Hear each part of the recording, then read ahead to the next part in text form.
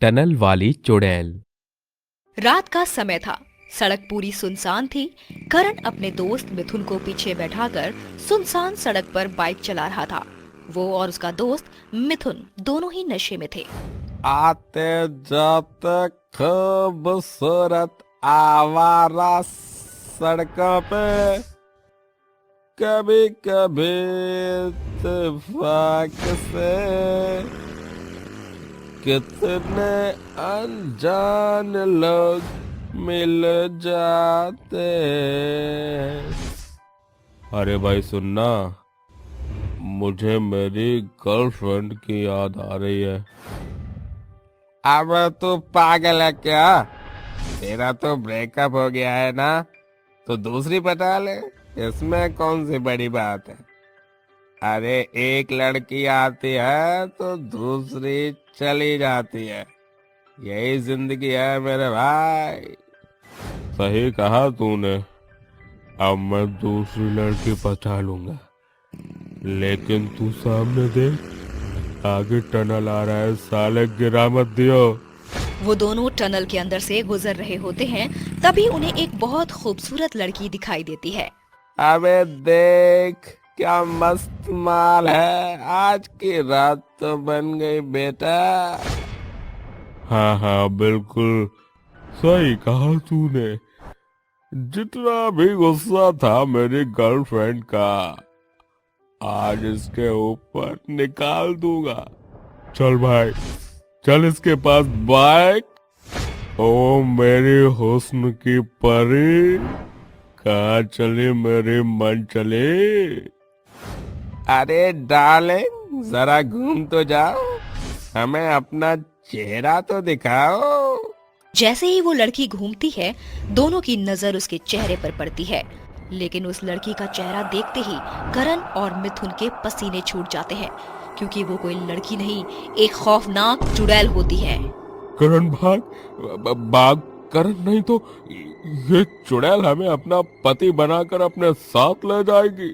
अबे यार, इसे देखकर तो मेरी जितनी भी चढ़ी हुई थी सब उतर गई। कितना भयानक चेहरा है इसका। करण जोर से बाइक वहां से निकालने की कोशिश करता है, लेकिन बाइक हवा में उड़ने लगती है। अरे अरे बचाओ, कोई हमें, अब बचाओ, कोई हमें इस टनल वाली चुड़ैल से बचाओ। कोई नहीं आएगा तुम्हें यहाँ बचाने, समझे तुम? बहुत बड़ी गलती करी है तुमने यहाँ आकर। अब देखो मैं तुम्हारा क्या हाल करती हूँ। चुड़ैल अपने लंबे लंबे दांतों से दोनों की गर्दन अलग कर देती है। अगले दिन सुबह टनल के बाहर दोनों की मुंडियां लटकी होती हैं। ये देखकर गांव के सभी लोग वहां इकट्ठा हो जाते हैं और बहुत डर जाते हैं। हे भगवान, इतनी बुरी मौत, ये सब किसने किया होगा? तभी वहां पर एक आदमी आता है और डरते हुए कहता है, वो आ गई, वो वापस आ गई। अब वो किसी को नहीं छोड़ेगी, किसी को भी नहीं छोड़ेगी वो। तभी वहां गांव में रहने वाला सोहन आता है और उस आदमी को ऐसे डरा हुआ देखकर उससे पूछता है, अरे अंकल, आप किसकी बात कर रहे हो? कौन आ गई? अरे वही, मंजुली आ गई। आप किसकी बात कर रहे हो? क्या आप मुझे सही से समझाओगे? कुछ साल पहले की बात है।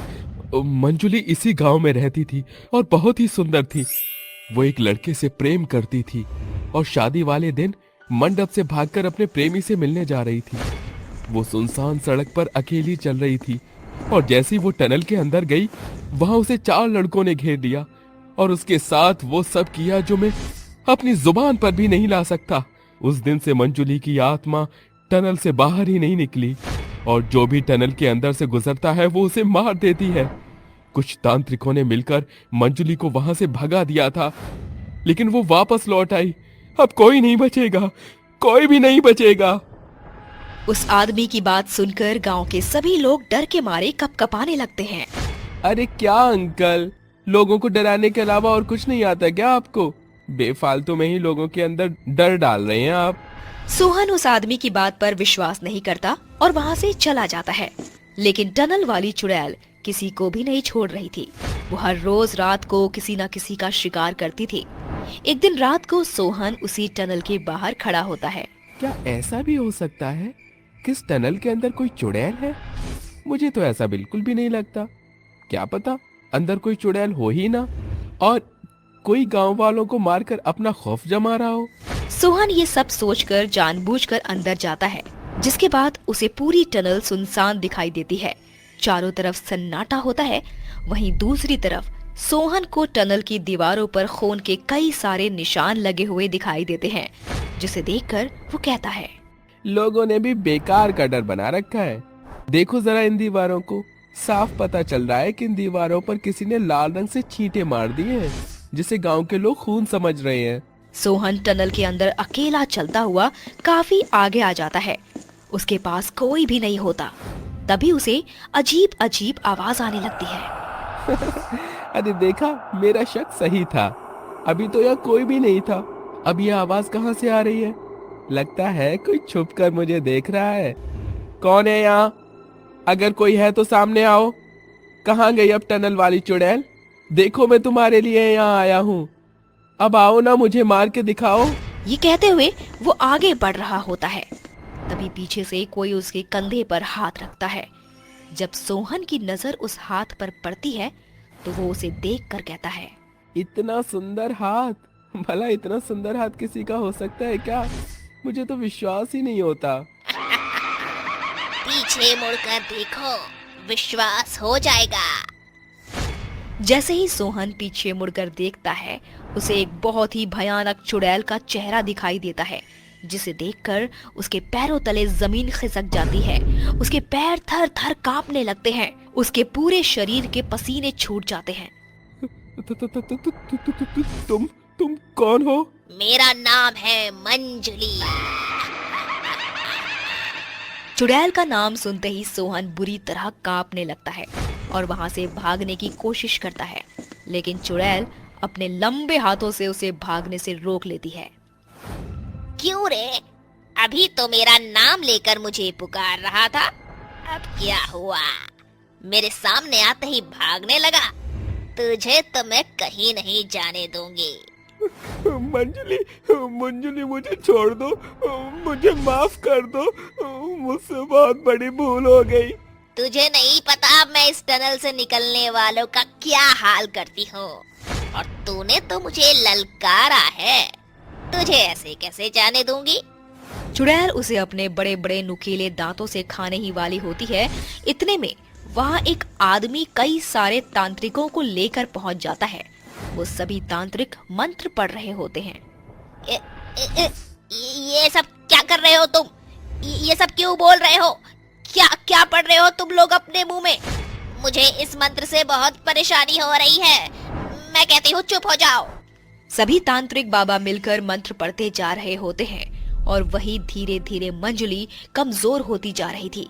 जैसे ही तांत्रिक बाबा आखिरी मंत्र पढ़ते हैं, मंजुली का शरीर जलने लगता है और वो वहीं भस्म हो जाती है। अंकल, अंकल मुझे माफ कर दो। मैंने आपकी बातों पर विश्वास नहीं किया। मुझे अपनी गलती का बहुत पछतावा हो रहा है। बेटा, बड़े कभी भी गलत नहीं कहते। उनकी बातों का विश्वास करना चाहिए, क्योंकि वो हमेशा भलाई की ही बात करते हैं। सोहन उस आदमी की बात बहुत अच्छे से समझ जाता है। वहीं दूसरी तरफ वो आदमी तांत्रिक बाबाओं से कहता है, आज अगर आप लोग सही समय पर नहीं पहुंचते तो शायद बहुत बड़ी अनहोनी हो जाती। चिंता मत करो, अब इस गांव से मंजुली की आत्मा हमेशा हमेशा के लिए चली गई है। उस दिन के बाद से गांव वाले उस टनल से सुबह शाम आराम से निकलते हैं और किसी को कोई खतरा भी नहीं होता। गांव वाले उस टनल का नाम मंजुली टनल रख देते हैं।